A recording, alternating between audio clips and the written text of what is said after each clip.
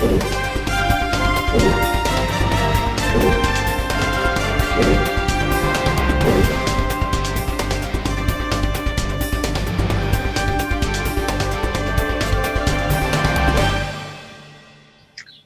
and welcome to episode 30 of the Final Whistle podcast with myself, Nathan Sherratt, Ant Canavan and Martin Cassidy. I'm delighted that they're with us again today for episode 30. I just wanted to start today, guys, by mentioning a message from Ollie, and thanks very much for this message, Ollie. Ollie's a newly qualified referee, and obviously we're just coming sort of to the end of the season and the beginning of a new season just about to begin. So in August and September time, there's going to be a lot of new referees stepping out to do their first games. And Ollie reached out to me to ask if we could share a bit of guidance, us three, on what new referees need to be prepared for and maybe some of the equipment and things that new referees need to be ready to get out in the middle. So I just want to throw it out to you guys to see what you thought. Well, first of all, welcome to the dark side, Ollie. If you've come from playing or come from being a casual spectator, it's a very different world to what you've been used to. In terms of equipment, I think it's the same basic pieces for everyone. Over time, you'll get your favorite whistle, you'll get your favorite style of notebook, whether you prefer a notebook, whether they prefer write on cards and things like that. But whenever I go out, you know when you leave your house to go on the piss and you go phone, wallet, keys, and then you tap in your pockets and you know exactly where they are. It's a similar thing for a referee. I've got yellow, red, notebook, watch, whistle, coin. And it's like a little thing I go through every time, but it's like I've got a little like a Macarena style dance that I do, just making sure I've got all those as I step onto the field of play. I honestly think, Ant, there's only you that could describe refereeing as like going out on the piss. It's the same. I get into the same headspace for it, right? I'm going out there. This is my mission. This is what I'm doing. I might get battered. You never know. Battered in a drunk way, not battered in an assault way. Yeah, I was thinking Yeah, because well, in these weird days of refereeing, it could be both, but it's more likely to be an alcoholic battering than a physical one. But yeah, no, equipment-wise, as long as you've got those basics and if you get yourself into a routine to check before you go out there, it just saves any sort of embarrassment or a quick dash back to the changing room. You want to get yourself prepared mentally to referee that game way before you step out onto that pitch. So it all starts kind of maybe from not even the moment you leave the house. A lot of people, if you've got a game in the afternoon, will prep in the morning or even the night before, pack your bag, pack your kit. Again, it's different.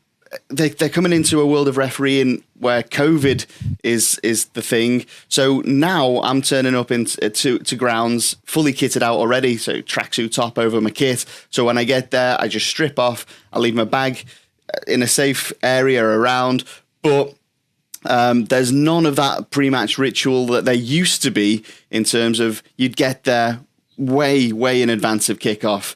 You would meet as many people as you could. You'd meet your assistants if you had them, or if you were an assistant, you'd meet the referee and the other officials. You'd meet usually the secretaries of the club, introduced to managers, captains, have a little chat with everyone. You'd ingratiate yourself into the club, the surroundings, literally everything to make that when you do step out, you've spoken to everyone first. It's not that first initial meeting. You're not breaking the ice because you've already done that.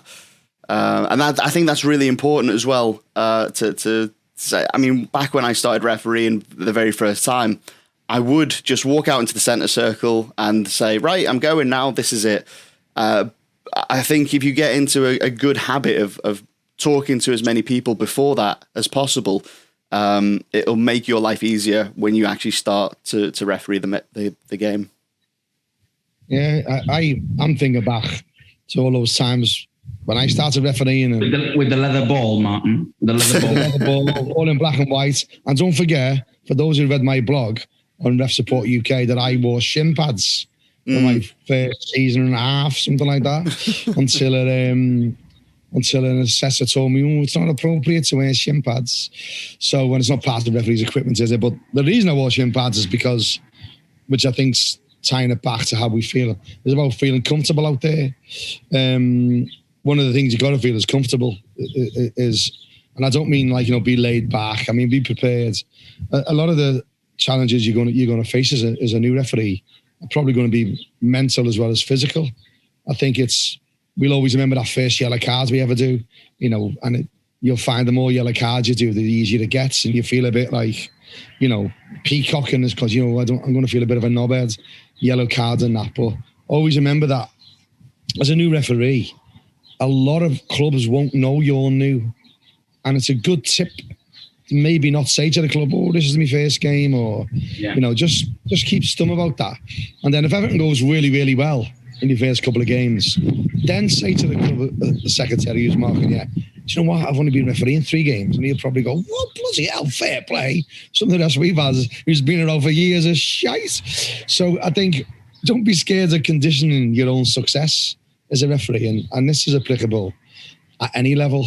So be prepared to be challenged. Be prepared to be wrong.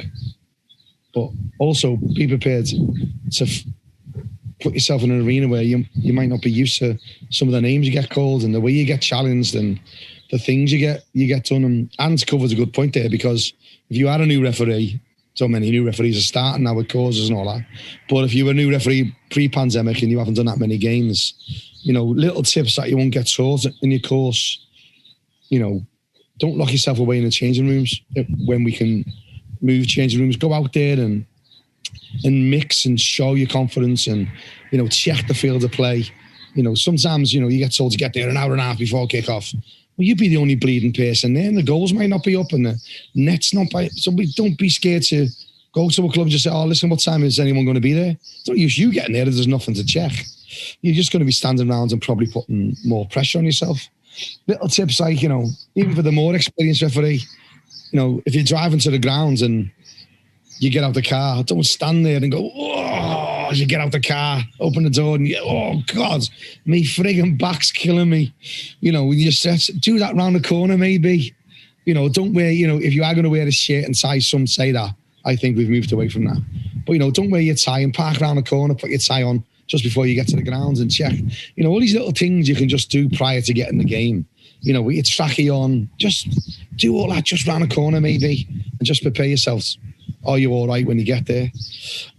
What I find at referees at all levels is that a lot of referees travel to a game and they're talking to the mates, the fellow referees, and all they're bleeding doing is moaning about the assessor, moaning about not getting promoted, moaning about, and you get to the game in a negative mindset.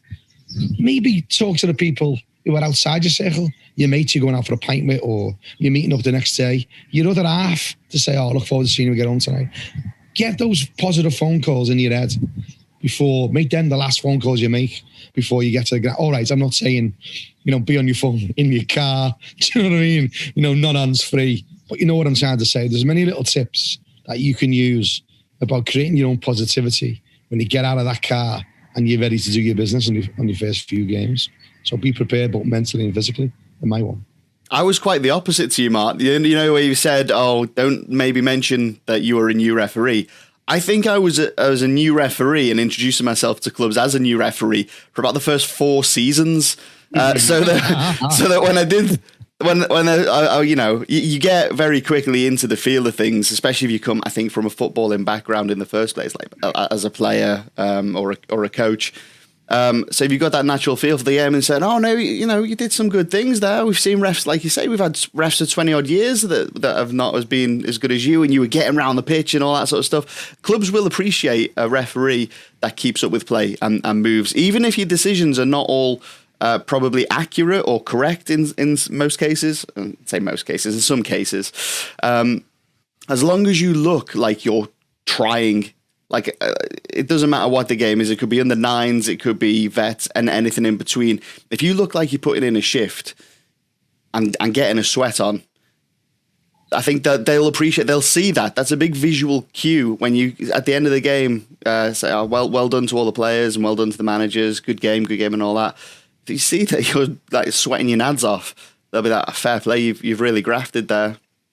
And especially at the start of the game, if you've said like, I'm quite new, I'll make mistakes and I'm still learning, but so please bear with me. If you put that in at the start and you are a new referee, I think most reasonable people will allow a larger margin of error for that referee than if you hadn't said that. But then again, there are some people, some coaches and managers that it doesn't matter what you say to them before the game. They've got their way of shouting at referees and they'll never change. So you also have to be very quickly...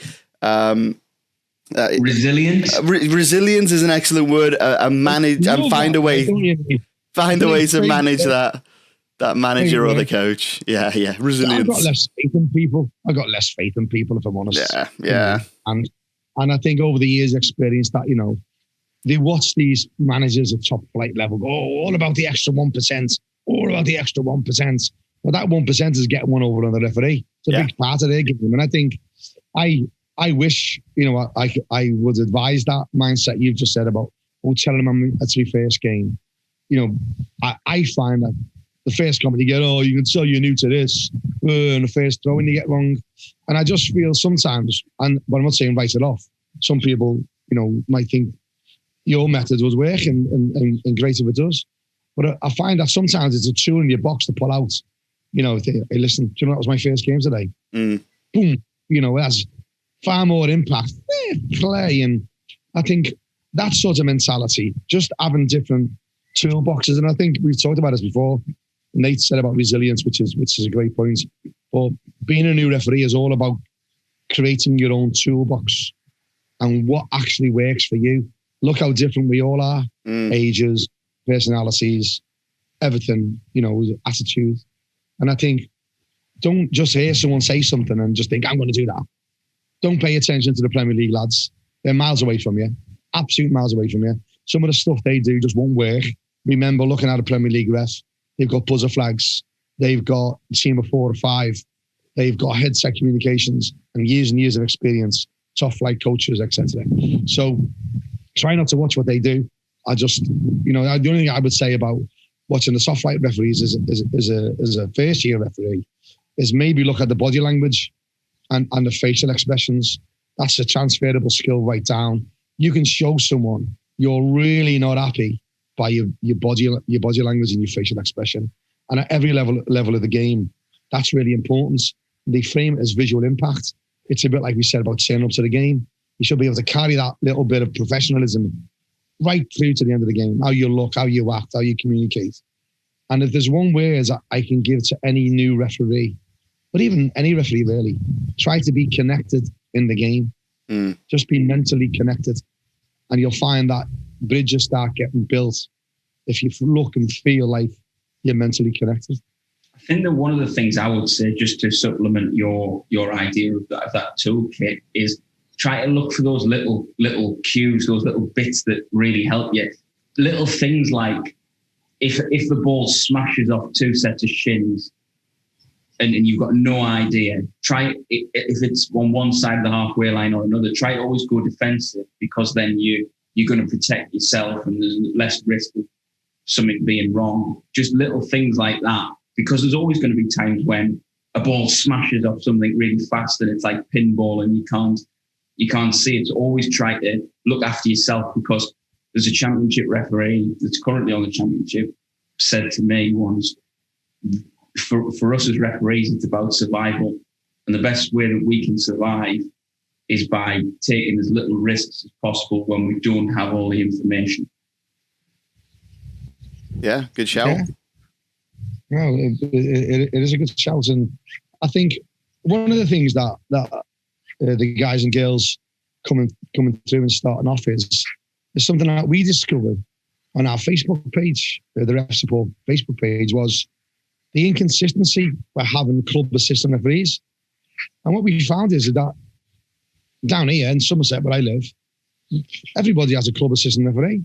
You give them the flag, you have a little bit of a pre-match to them. Yeah. But of course, in vast areas, not like up your way, Nate. We don't have them. You have club assistants, and I think the really interesting point to say to people, from our point of view, is a consistency. Is that, so I know you've refereed all around the world and all around the country. Is that you do find these sort of areas where some have got Clublinos. I know it's assistants, but it's Clublinos. And how do you manage them? What's their expectations? What you ask from them? And then if you haven't got Clublinos and it's you on your own, well, come on, what's your game plan? And I think you two would be quite, well informed to be able to say, come on, what's your game plans? If you do, Nate, what's your game plan with no club assistants? And if you, so give some info on what's it like when you've got club assistant?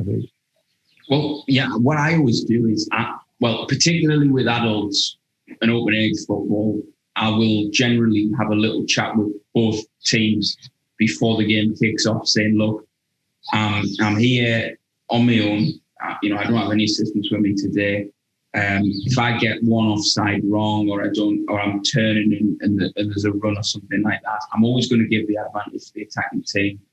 And I look, at the end of the day, I always say I like the one, and it was something that Ant said that I've started incorporating recently. Is that one of, don't shout at me from 14 yards away because I just won't speak to you. If you want to speak to me, come over and talk to me. And it's funny, we were talking about that, and Ant said that to me, and it's something I've added recently because I think it's something that's really good as part of a pre-match when you've got that kind of thing, because there is that tendency for people to just shout offside at you, and you don't get that. So I try to preempt it as much as possible and to get them as much understanding as possible as well for my position where I'm on my own. And it happened, I had a game 2 nights ago where it happened twice.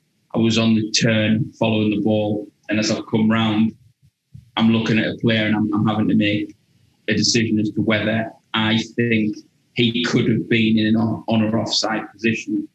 And that's the position I'm left in without neutral assistance, which is the only option here. We don't have club assistance in my county. That's tricky. Doing a game with no, mind you, can bloody be tricky. Having club assistant referees to be fair, but no club assistant referee for me. My whole life of refereeing has had people on the line with a flag. The whole of my referee career, first step of the game. So to me, not to have that reliance is not the right words, but to have that added level of support in inverted commas would be really difficult for me. It's where do you sit? Where do you two sit on this with regards to what would you prefer? Having done both, I would prefer there to be a standard of club assistant referee where a volunteer from the club does it regularly. There may be an online laws of the game quiz that they can take that just kind of gets them not certified, but something to tick a box to say that they're up to speed with what they're looking for when the ball entirely goes out of play or not. Because I've seen the ball roll around the lines just along the line and come back in and not go out of play at all as per the laws of the game, and the flag's gone up and there's out of play ref. And it's something really basic like that. I mean, I had a game last night where from a goal kick, an entire sideline was screaming for an offside. And I was just like, I couldn't concentrate. I had to be like, shut up. You're wrong. Google it. It's not offside. But I mean, that's just an example of the sort of, I say ignorance, but the lack of education. Yeah. Listen, I've lived my whole life. I'm being democratic, Martin. Listen. I've lived my whole coaching career on most players are thick when it comes to the laws of the game. Trust me on it. The amount of times I've blagged, and this is a good tip for new referees. The amount of times I've blagged and gone, that's a new rule, you can't do that. To get me out of the game. Now, I know there'll be people, particularly badge collectors, absolutely going mad, saying, you can't say that, but trust me, it can get you out of the doo-doos, so. No, yeah, absolutely. But I mean, that's an example. I had another one the other day with the sin bin, and someone wanted to bring a player back on during open play because the timer had reached 10 minutes. And it's like, no, during a break in play. And he was adamant, no, I've read the rules. He's obviously Scouse. I've read the rules. You can come on when the time has run out. You're wrong. I'll show you at the end of the game. Of course, he didn't show me at the end of the game because it was bullshit. But that's as a new referee as well. There's going to be a lot of people putting FUD in your head, fear, uncertainty, and doubt. And like Martin said, for some of them, that's their game plan. They want to do that to make you go, oh, maybe they're right and I'm wrong. You need to have complete conviction. And the more you referee, the more games you do, the less FUD will affect you in your decision-making process. And the more confident that you'll be as well. But in terms of club assistant refs... Go. Do that again. Which one? Maybe when you talk about FUD, put it up on a screen, on a graphic. Because I love that. I haven't heard that. Do that again. Fear, uncertainty, and doubt. FUD. People are going to FUD you. I like that. Yeah. Have you heard of that, Nate? I've not heard that, but there you go. You say that the second thing I've learned from Ant. Well, gents, you clearly don't play the stock market like I do. we have hop in refs support, which was honest, open, and professional. We always say, if you've got them in your game, if you're honest about you're honest with your decisions, if you're open on your feedback and you're professional and how you receive and deliver. Well, that's the two ends of the scale then, isn't it? Because you've got hop, what you should aspire to be, and FUD, which is what people will try and affect your hop with. There you go. There you go. Like that. Hop Maybe FUD. get those graphics up here, so we do it for our fans who are watching this visually. But good it's an shout. interesting debate. It's an interesting debate with regards to that and how you manage them. You know, Nate, have you had a time where you thought, oh, I wish there was someone on a flag there sticking it up? Would that have helped me? Yeah, because I think that one of the things I do, so we still have people who do the ins and the outs, but I know from when I've done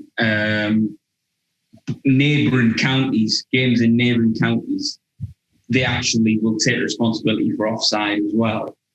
And I think that that's one of the things that I've done before, where, to be honest, the person who holds the flag, I've thrown them under the bus.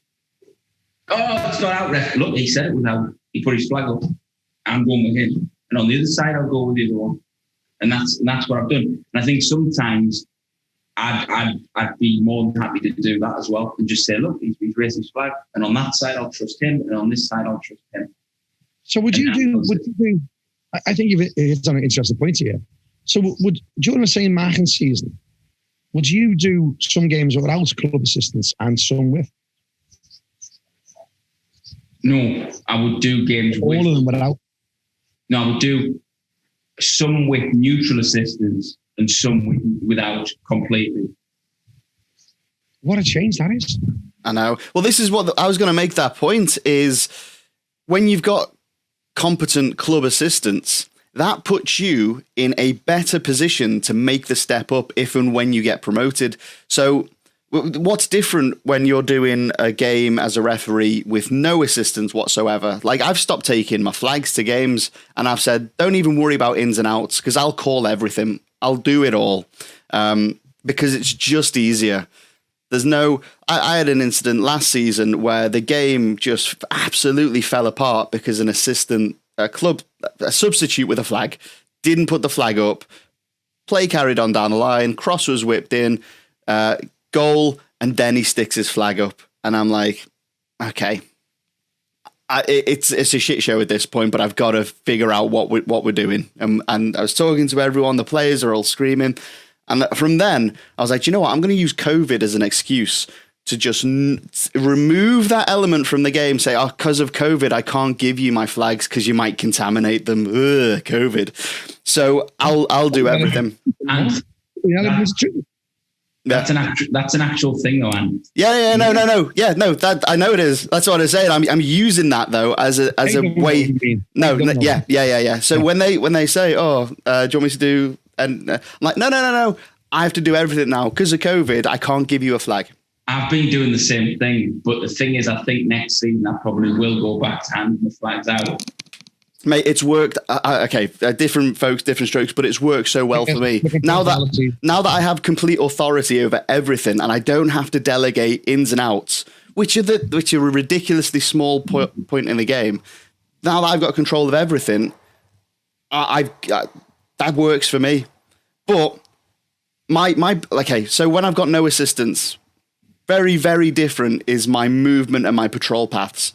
So for a brand new ref, when you've got a team of 3, you've got neutral assistance, your patrol path generally, roughly, will work out from the corner of one 18-yard box to the opposite corner of another 18-yard box.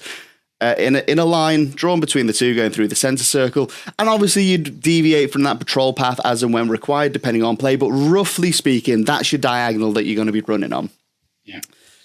When there's no club assistance at all, that kind of becomes like an X, but with a box down the side as well. So I can find myself keeping up with wingers, like sprinting down the wings, going corner to corner, just going straight.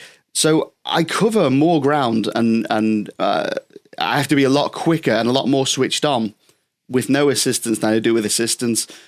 But I'm also calling every in and out, every foul, every offside, every no call. So when people are appealing for things, I have to be close enough to say, no, I'm not giving that. But as I said, for me, okay, a veteran of refereeing, very confident when I go out there, very authoritative in my stature and my nature. It works for me. Now, as a new ref, having to do all of that, I think you're going to get swamped and lost, and it's not going to be good. And we will see referees drop out because they're being thrown into this environment where they're not confident.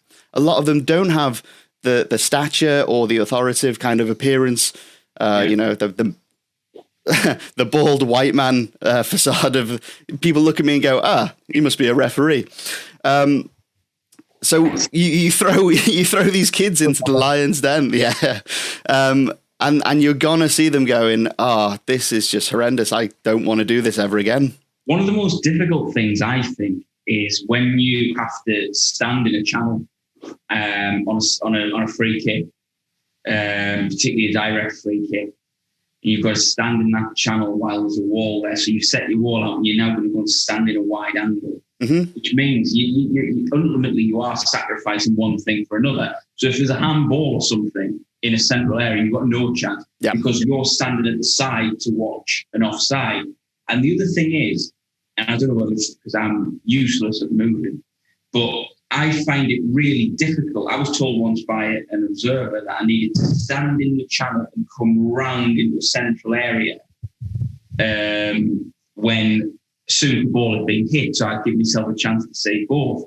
But I find that near impossible to come round at the speed that I need to. I might only be a quarter of the way around. If the ball goes in the net, I might only be a quarter of the way around by the time it hits the back of the net, because it's so hard to move in that circular motion after a set piece has been taken. So I think that's one of the most difficult things. And obviously, when you're working with neutral assistance, I get to stand in a much preferred position, which is central, because if I'm central, I'm not as deep, which means that if the ball hits the defender and it gets shot right up the pitch to the other end, I'm miles behind the player.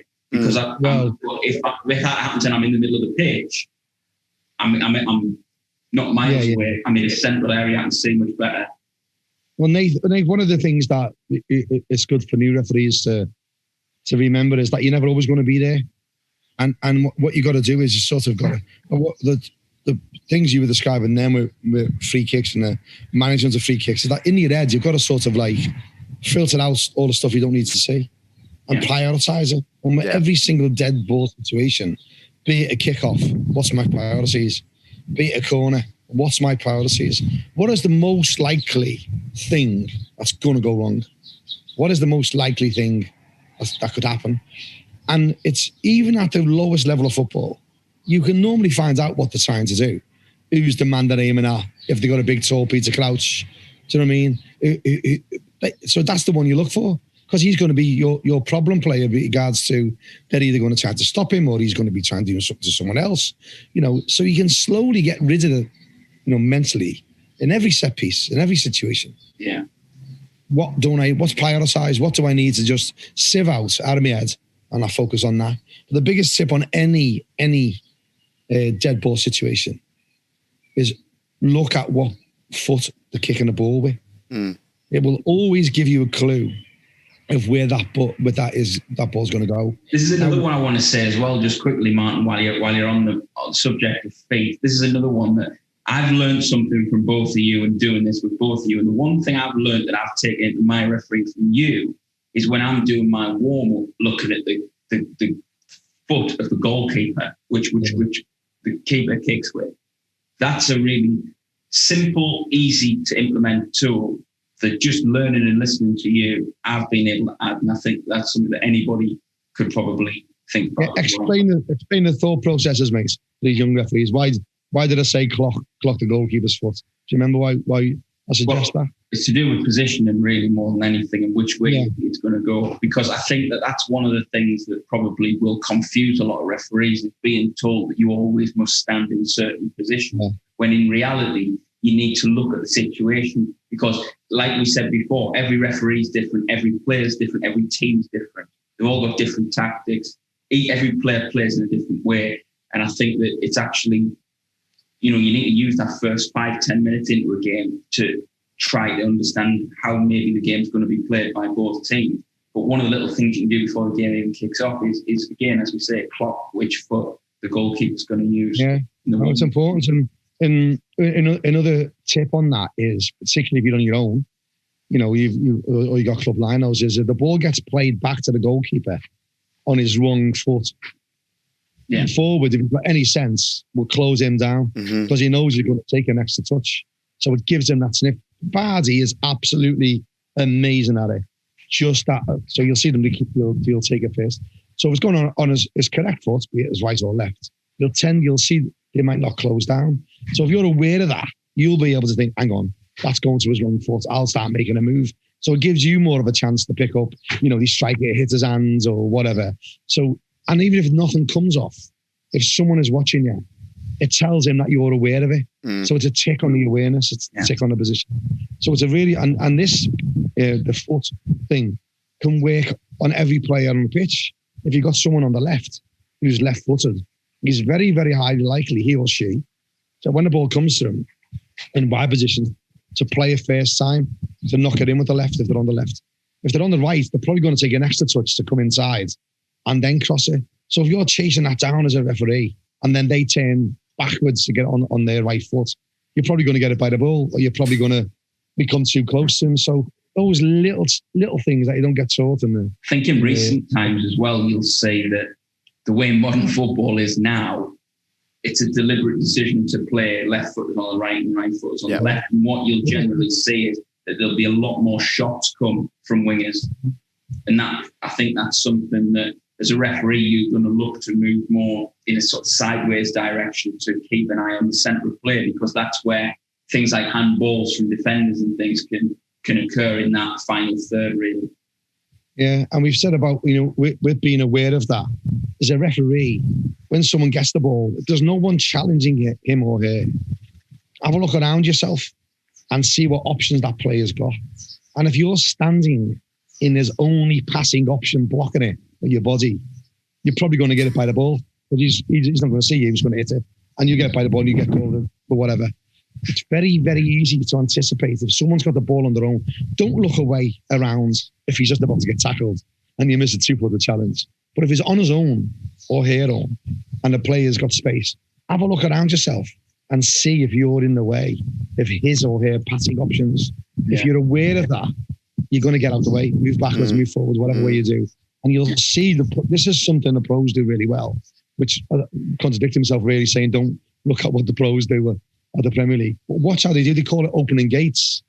They'll back and give them a pat. They go, go across me.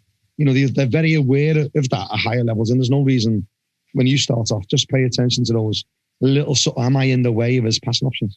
Will I get it by the ball? And work on your mobility as well, because I was guilty of this right at the start, only running forwards. But you're going to have to sidestep, especially as an assistant, you have to crab up down the lines. But when you're the referee, I now do way more running backwards. Little peek over the shoulder. Is there space there? That's where I'm running. Play is in front of me, but I know the direction is going to be coming pretty much at me. And then when a ball gets played, quick turn, and then you're away. So the mobility and agility, something just to think about, because that will improve your game massively. We talk about the 1% here, the 1% there, but having the dynamic ability to get around the pitch, but still be aware of where play is and where it's going, that'll be a massive, massive improvement. Especially, it's one of those big steps you can take. As soon as you nail that, everything else will start to fall into place. I feel like I'm recounting all of the advice I've ever been given here, but another really good one I always heard was, be fit to referee, don't referee to be fit. And I think that's a great motto that you can have. Yeah. So it's definitely something that you should definitely look to consider. So let's now go on. I was going to move it on, Mark, but if you want to make one more point. No, it's like we've had that for many years, and there are people out there who are generally big people, and they want to get they're starting to get into refereeing for that reason, and we should not encourage that, actually, Nate, because there are genuinely going to be people out there who will referee to get fit. That's Mike Dean did that, didn't he, Martin? As you know, Mike Dean was I think he even said. He went on record. I think he said he was nearly 20 stone, I think. And I think he said it was quite a high number. And obviously he's gone on to use it as something to get fit. And then he started to take it more seriously. And he was working in a chicken factory. I think he said this on the Peter Crouch podcast. He was having that chat. Yeah. And I think it's important to point that out, that, the people will take it up to get fit, and why not? And then if that makes the mental health better and the physical fitness better, then if you're a 25 stone person, then you're welcome to referee, and you'll certainly get our support. And one of the things you mentioned there about moving backwards, which you actually mentioned, but it just needs to be emphasised, which is a great point. So, is that when you move backwards, look at all those box tickers you do as an assessor: awareness, awareness, position, fitness. Job done. Tick the load of boxes, which is what it's all about. Before we move on to it, so like you said, you want to.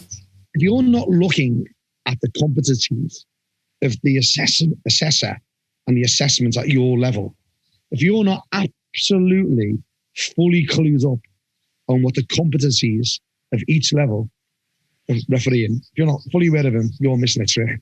Because you should be able to show those. You should be able to say, right, talking to the goalkeeper, talking to the captains, did I go back and talk to them? After an advantage was played, did I talk to the instigator? Did I talk to the victim? All these are box tickers, and the way assessments are now going, that's a little mark, little mark, little mark, little mark. And we don't need to be contrived and do it. But if you're not reading what the assessor's competencies are, I can't quite say it, in the assessment at your level, then you're missing a trick. Why not look at what they're marking you on and what they're looking for? So please do that. Absolutely. So as we've been talking about new referees, obviously as new referees will become experienced referees, and they'll start working their way up the ladder, start getting promoted from 7, 6, 5 and so on.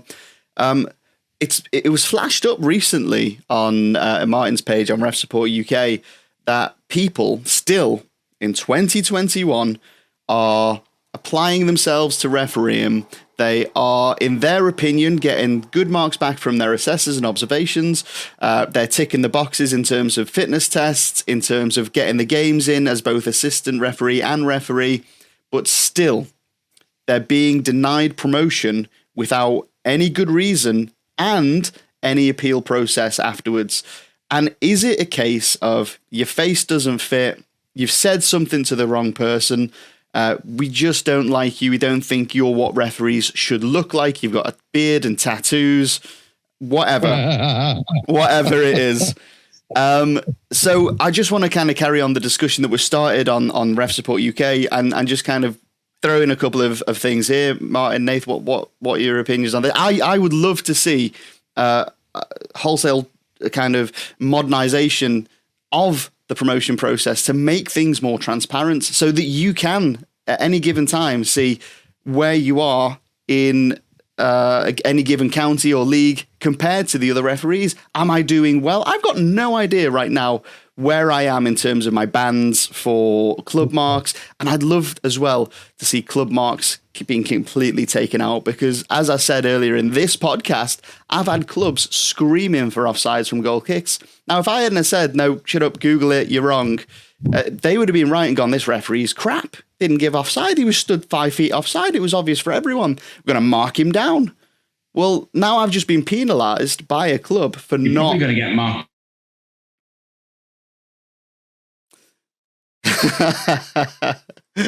I hope that's gone. I didn't do anything, so I don't want to hear this. I don't want to hear what you've got to say. There we go. Sorry. I went for a second then, just as Nathan, you started talking, and it was dead funny because I just went, I don't want to hear what he's got to say. Can you hear me? Yeah. Yeah, we're back in. Yeah. No, I was just going to say that they probably would have. Yeah. No, and they probably would have marked you down anyway for not pandering to them. Yeah, well, this is another thing as well. If you make one club happy, you're going to make the other club very unhappy. If you do play the shout, I fucking hate that. Every referee plays to the shout, right? Because even if they only give half of the things that are shouted for, you'll still get accused of playing for the shout because players will always shout for everything. Yeah. So if you give 50% of the things they shout for, you've, for them, given 100% of everything they've shouted for. Because they shouted for it, you gave it. And that winds me up as well, you know? But no, in terms, the whole way you get people at a certain level of grassroots that will referee for club marks. Maybe you'll throw a couple of cautions out during the game. Oh, you're going to put them in, ref? Nah, you're all right. Nice one. We'll give you a few extra marks for that. You know, I'm not saying that happens or who, but we know, we know.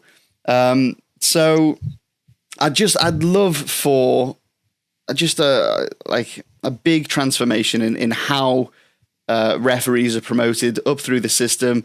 There'd be more transparency. The method of which referees are assessed, observed, and it's decided upon whether they are good referees. And continuing professional development as well. Like there needs to be more for all referees, but also the ones that are on these promotion schemes. Gents, what do you think? I think that, I think I must be honest, okay? I don't have a particularly strong opinion on this. But what I do think is two things. I think one, if you get demoted, you have the right to appeal that. I believe it is correct. So surely it should be the same the other way around. So I would agree with that, okay? That's fine. The thing I've always thought, though, about the promotion system is that it should be the same as it is for level 3s and level 4s, right down to, level 8, 9, whatever is the lowest you can possibly be, promotion. It should be the same across the board in respect to the fact that the county know the games you've got and you get a sort of blind observation, really, or you find out maybe a couple of days before the game kicks off, and you're not going to have any opportunity to choose the games that you want to be observed on. I think that probably would be the better way, because then surely an RDO or an RDM or whoever's looking after the referees in the county FA could then look at it and say, right, well, I've got this many assessors or observers, I don't know what the correct term is, and we've got this many referees and we need to do it. And it still apply for promotion, say I want to be promoted, so there's still a group. I mean, I know Martin might agree or might not agree. I think all referees should have development and should make sure that they know when law changes come in and there's checks on that. But I don't think all referees should be forced to be on the promotion system. So I think... let me come in there. Let me come in, Nate. Let me come in. In 2016, we wrote our Love the Whistle document. Sent it to the FA, sent it to the RA. Yeah. Very, very early on in our creation, RA would think, oh, this is a wonderful document. Oh, we totally agree with all that. We'll back that. Tracy Crouch, we sent it to Tracy Crouch, who was the sports minister at the time. She retweeted and said, we support the Love the Whistle document, which had everything in it. Then as we started getting some traction, the RA said, oh, fuck you with these. Oh, God, they're making us look stupid. They never backed off. And then 4 years later, you start using it all now about like it was as if it was their idea. And check it out. In that Love the Whistle document, tying into what you just said, we said, and I stand by it, that no referee should go on for more than 2 seasons without having any form of training from the county FA. Agree. Should be obliged to. And it's in the document. And the reason being is The county FAs have got a duty of care to the clubs. The clubs pay them. They pay them an affiliation fee. Part of that affiliation fee is training referees. Referees pay an affiliation fee. Part of that is to train referees. Yeah. To tick a box to say, I'm not interested in being promotion. That then allows you never to receive any form of assessment, mentoring. You just exclude, you could go on for the rest of your career, not receiving any form of update about modern thinking, about modern coaching, about law updates. Absolute disgraceful that an organisation can allow that to be put in there. They'll turn around and say, oh, it's a numbers games. We don't want referees. We don't want loose referees. Well, do you want the right referees? Or do you just want anyone who can blow over some? You tell me. And these clubs are paying for that service, but those people can't be asked to get upskilled on. I'm absolutely with you, Nathan. Yeah. That's why I wanted to interrupt. And I think, so thanks for that, Martin, because that's exactly what I'm saying. And what you're advocating is what I'm saying. I think every referee should, particularly when there's a big change that affects grassroots officials, like when the sin bin was brought in, that should be, there should be a class, if you like, where you come in and you go in front. But what I do think is that if you go in for promotion, the promotion system should be one up, right? For example, we've got 30 referees who are in for promotion from level 6 to 7. Okay, 6 to 5, right? And then they should just look at their fixtures, should submit the fixtures every month, and then they should be randomly selected. And then there's no question of picking certain fixtures for observation. And there's also no question of certain referees not getting the right observations and things like that either. So I just think that would work well. And then it would mean that you get that opportunity, because when you're on the supply league, you just get observed when the FA deems necessary to observe you, really. And I think that's why it's probably, I'm not saying it should be exactly the same, but it should certainly be a more linear pathway for promotions across the board, in my opinion. Yeah, I think I can't think of any other organisation where you can pay to do something, you get told you haven't got it, and they're not obliged to tell you why. Everyone pays 50 quid, don't they? Whatever, 30 quid, whatever. For promotion, what is it? You pay this bonds, don't you? To be in promotion scheme. Is that true? How long? Yeah. You pay a bond, so they can say, nah, you're not getting promoted. You never, blah, blah, blah, blah, blah, whatever the reason is. I remember getting told that I was going too fast through the system, even though I finished top on assessors and third on clubs. I was going too fast, going through the system too fast, Matt. That was it, in writing. I still got it. Couldn't believe it. 2 people below me got promoted. Following year, I got promoted. Year after, they both got demoted, and I carried on going. So there's something wrong. And you can have all these people saying, we don't like him, we said something horrible to me at a meeting once, or, it's open to that sort of, manipulation. And I just don't see why anyone can. Where this come from, lads, was a referee sent it in, like we get all the time. Look, well, you talk about this on your page, but don't say it's come from me. We talk about it. And look at it. That has gone on almost every single platform, referee platform across the country, that screenshot. And I don't know if you noticed, did you notice when I redacted the black line of the county? The county, yeah. I wrote in it in a little less font, nosy sod. Because I knew everyone would be looking, going, ooh, what county FA was that? So that was quite funny. But like that, because this ref said to me, I've asked them, can you tell me why I'm not getting promoted? Because the assessments are all right. The assessments are all right. Yeah. So what? Well, this is the thing. I'm going to say a lot of the replies that I got when I put it onto the referee forum were from people just going, you know what? Sometimes you're just not good enough. You need to get out there, get more experience, and then maybe you'll get it next year. And I'm like, no, get your nose out of people's backsides. This isn't the point. It's not the point about whether someone is promoted or not. The point is the system's broken, where there's potentially it's open to abuse from a person in a position of senior management to say, I just don't like you enough that I don't want to see you get promoted. That's because you got too many beards and too many tattoos. Which isn't in the criteria, is it? No, and don't bring bellies into it either. Hello. Beer bellies. Oh, I'm sorry. Yeah, you're way above the standard in all your assessments, and you've been to every single CPD event, but we're not promoting you because you got a tattoo. Now, if you take the tattoo off for the next game, then we promote you. Or like that ref you had with the concealer, with the foundation, just saying, I've got to do this. It's because David Ellery doesn't like tattoos. That's a prime example that it's open to abuse. Yeah. Prime example of it. Now, you imagine the lesser mortals in this world who's promotion secretaries or referee secretaries, and he just doesn't like you because you might support Man United. Yeah. That's funny. Yeah. And well, Martin, that was... Put your own prejudices out. Never see a Man United supporter on the top flight, would you? Judge, I'm not coaching anyone. Remember Martin Underday, who came on this show, top guy. He had to go to me and said, because I support Man United, you hate me. No, you support Man United. Find that one out. But now that I do know that, wait till the next game. I'm going to fucking destroy you. Heads or tails? What do you say then? It's so very dare you. And I think it is. I don't care what anyone says. The purists and the badge collectors who will just defend the FA and the county FAs, no matter what, will just. That's always been the way. I think there are some people that genuinely they did miss the point of it, and it's not a point about the individual being good enough or not. In this instance, if you feel, and you've got proof that you've ticked all the boxes, but you've just been told no, and you can't appeal that, that's the problem. That's what the point was. And that especially is what needs to change. Make it open, make it more transparent, and have accountability. When you tell somebody no, you've got to tell them why.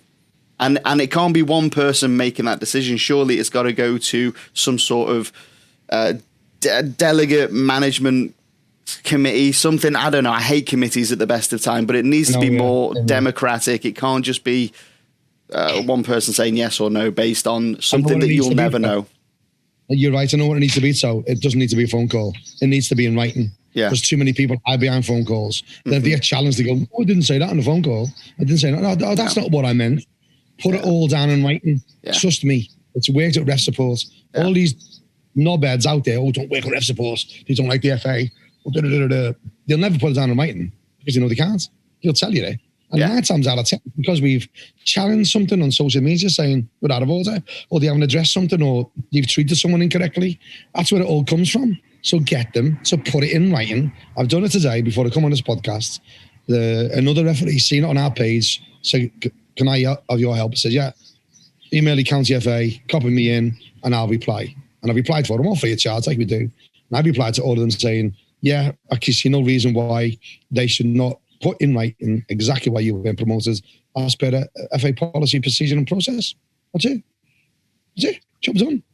Promotions are on the agenda and on the lips of everybody at the moment as we come towards the end of the season. But one of the other things that I've noticed is on the agenda and is on the lips of the nation at the minute is around the taking of the knee.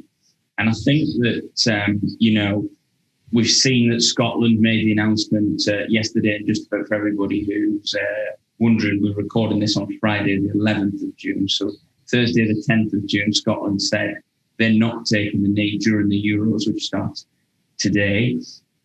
England are, and they've publicly spoken about it, and Gareth Southgate has spoken about it a lot. But what I've seen in one of the friendlies that England played at Middlesbrough, where I was in attendance, one of the teams didn't take the knee, and there was quite heavy booing. Now, I don't think I've made any secret of it. I'm a Newcastle fan, and I was lucky enough to be in the 10,000 that was at the last home game of the season against Sheffield United. And when the players took the knee in that game, there was either silence or clapping, and there was no negative feeling within the stadium. So you can imagine how, having had that experience, when 2 or 3 weeks later I went to see England against Austria at Middlesbrough's Riverside Stadium, I was really taken aback at what felt like 3/4 of the stadium booing the players taking the knee. And I'm really glad that the majority of the stadium reacted with applause to drown that out. But it was really shocking. And as somebody who's mixed race myself, quite alarming. And I just think that when I look at referees and we think about where referees stand in this, it seems to me as if the referee will do it if both teams do it. But if only one of the teams does it, or the referee and the officials won't do it either. So I just wondered what your opinion is on that, and whether you think referees should have free choice to do it, whether the players do it or not. Yes, they should, absolutely. What's muddied the waters is I'm going to try not to like trigger the gammons, so to speak, but they've assigned the meaning in place of what the players are saying the meaning is. So the players are saying we're taking a knee as a gesture of anti-racism. That's why we're doing it. Yeah. Now, the opponents to the taking of the knee are saying, no, you're taking the knee to support Black Lives Matter. You're taking the knee to support a Marxist agenda to take over our country. You're taking the knee to defund the police. At no point have the players said, this is why we're taking the knee. It's to do with one of those three things. They're saying, we're taking a knee because racism has gone too far. Look at social media. Look at the amount of players that have said, here's some screenshots of people tweeting me monkey emojis as a black person to say. And we had Troy on here who he was talking about Sheffield United against Chelsea at Bramall Lane, and I think it was about December time. And he loved Antonio Rudiger, a black German player for Chelsea, had scored an own goal. Before that match had even finished, Troy was saying that he'd looked at Rudiger's last post on Instagram and had already seen the monkey emoji being used. And that's before the match is finished, before Rudiger's come off the pitch. So he's already getting that abuse. So, people can't say that this is not a problem and that this is not happening. Well, but they do though. They say if you're against the knee and that knee is symbolic for anti-racism, then you're anti-racism. Two negatives cancel each other out. You must be pro-racism. That's all it can be. And for people to say no, I'm not. I'm just against Marxists. I'm against Black Lives Matter. I'm against whatever. It's absolutely crazy that people have these views, and when you boil it down to the logic, there's no logical reasoning with them at all. Referees, getting on to the point of referees, if they believe in the same moment as those players that taking the knee is a symbolic gesture of anti-racism, then I think that the referees should be allowed. They should just do it. If that's your personal belief, and there's a moment before the game starts to make this gesture. Make the gesture. Do it. In my opinion, and it's like they're getting caught between a rock and a hard place. I think they've probably got a little bit of choice when only one of the teams is taking the knee. But I think that when both teams take the knee, they feel like they can't not take the knee because it will look as if they are racist. But I think that when both teams don't take the knee, but they feel like they want to do it, they also can't do it because then they'd be stopping the game for just themselves. Stopping the game starting for just themselves. So I feel like it's very difficult actually for a lot of the referees in the positions that they're put in. I don't think that they get a say in it. And I think that maybe they feel that their position as arbiters in that game is putting them in a difficult position. Yeah. As arbiters of the game, though. Yeah. But we're not arbiters of real life. We have thoughts and opinions on the political landscape, on the morality, on social justice, all that sort of stuff. So if there is a moment assigned to the start of the match for a moment to make a gesture, make a symbolic move or whatever, and you want to do it, do it. If you don't want to do it, don't do it. Yeah. You literally should not be stifling anyone's choice if there's an allocated time to kind of allow this or not. Mm-hmm. If it's not, here's one. There was one that was not allowed. That was FIFA came in and said the home nations can't have poppies on your kits because it is a symbolic gesture. It's symbolic of a political thing, ideology or whatever. Yeah. The same people now that are against the taking of the knee were up in arms saying, how dare FIFA come in? How dare you say what we can and can't do? But suddenly they want to dictate when there's something that's against probably their morality and their societal views. Yeah. how dare you challenge me? You shouldn't be allowed to do that. Keep politics out of football. They're changing the narrative to suit their agenda. They're changing the facts to suit what they want to peddle as their message. Well, another subject, isn't it? And heavy. And for me, from my point of view, is whatever we do, don't make it disingenuous.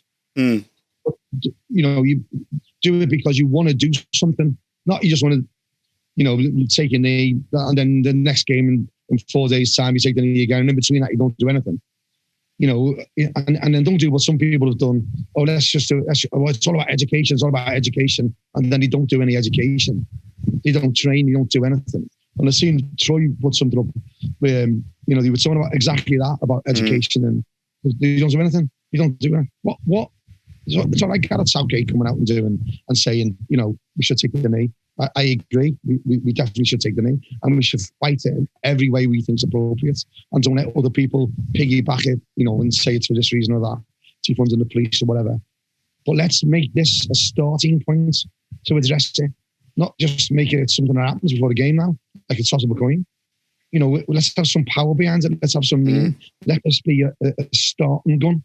Because what's happened? How long have we been doing this? Is it all still going on? Yeah. Is it all on social media after enough is enough? Yeah.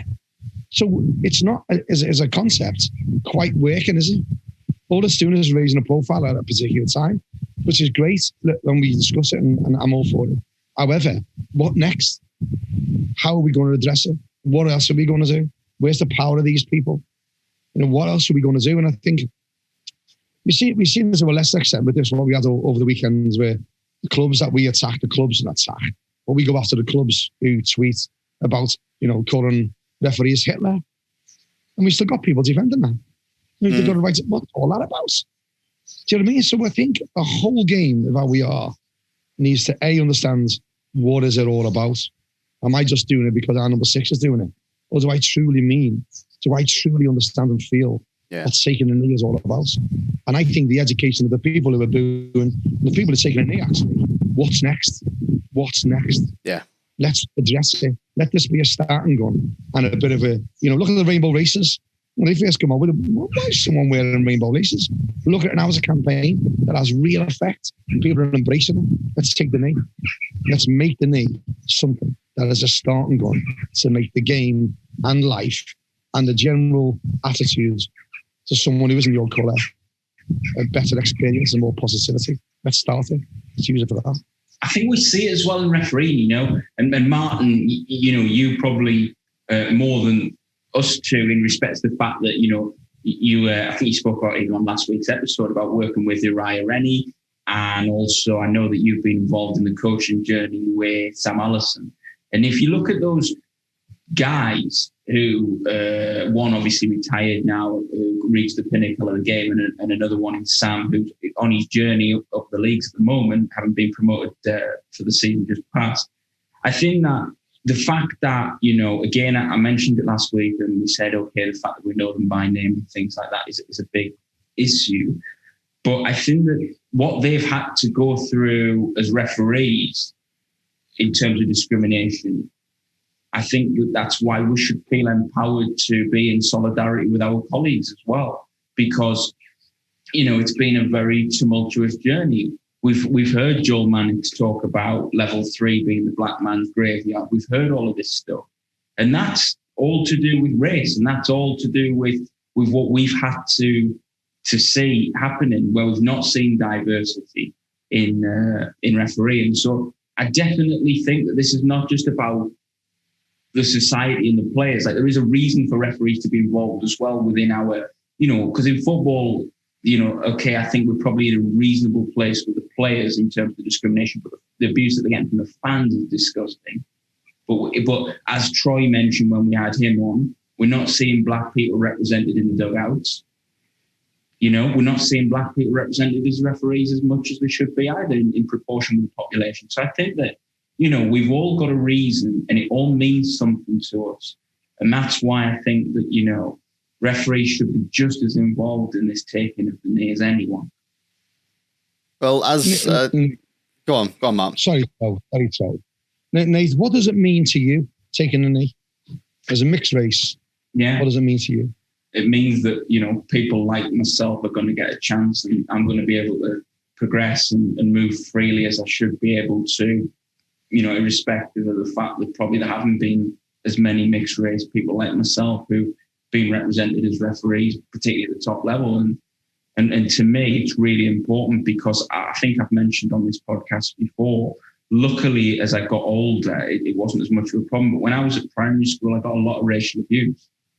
So for me, I don't forget that, okay, it was over 10 years ago now, but don't forget the fact that people were, there was one incident I had one day at primary school where I made packed lunch and somebody threw it off the table and used the P word in a racial way. So I've absolutely had all of that, and I know what it means, and I know how much it hurts.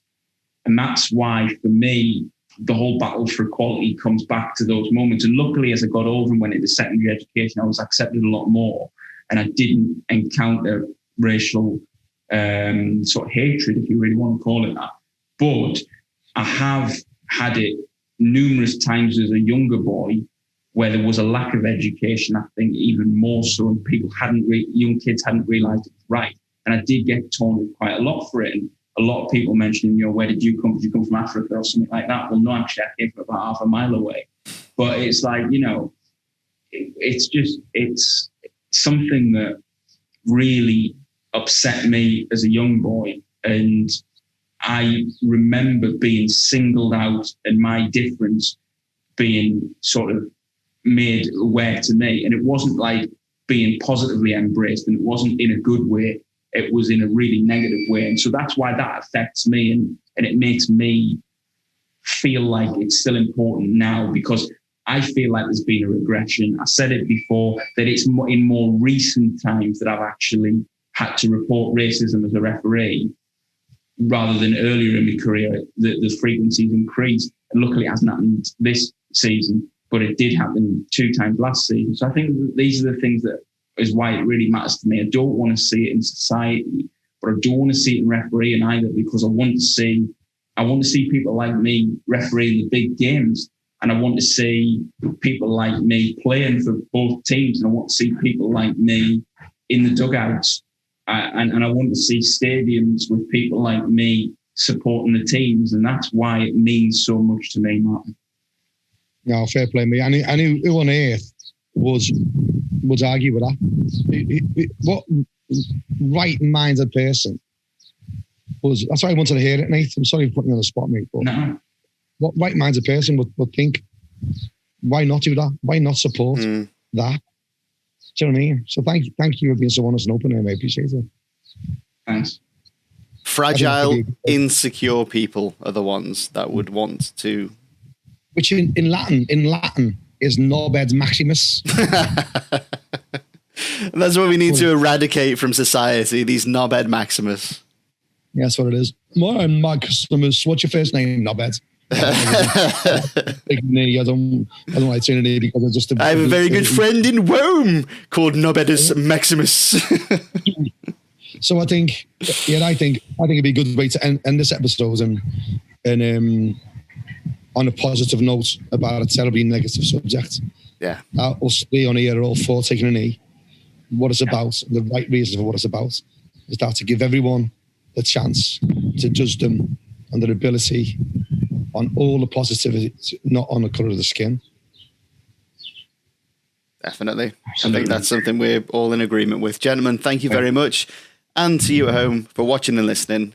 Thank you. We'll see you next time.